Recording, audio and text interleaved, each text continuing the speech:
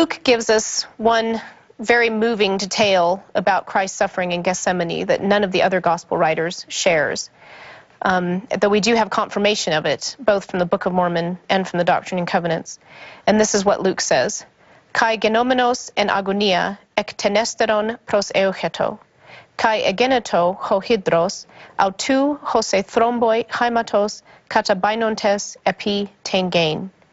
Which translated means, and being in an agony, he prayed the more earnestly, and his sweat was as great drops of blood dropping down to the ground. There are a couple of interesting phrases there. One is the Greek term agonia, being in an agony. It comes actually from the Greek word agon, which means typically would be used to refer to an athletic contest. And so some scholars have taken Luke's description of his sweat being, as it were, great drops of blood, to simply suggest this building anxiety that an athlete feels before a competitive confrontation, which is an interesting interpretation.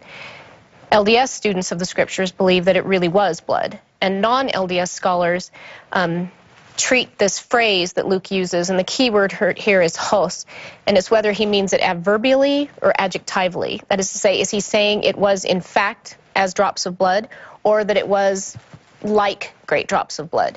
And without any additional input, there would be no way to know certainly which of the two types of uses of hos Luke meant there.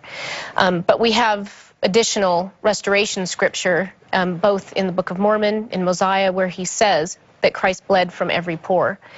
And then more specifically, in the Doctrine and Covenants, the Lord himself speaks, describing in the most explicit and clear terms he uses anywhere in Scripture his own experience of suffering through the atonement.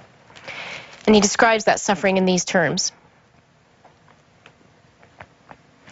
Which suffering caused myself, even God, the greatest of all, to tremble because of pain, and to bleed at every pore, and to suffer both body and spirit, and would that I might not drink the bitter cup and shrink.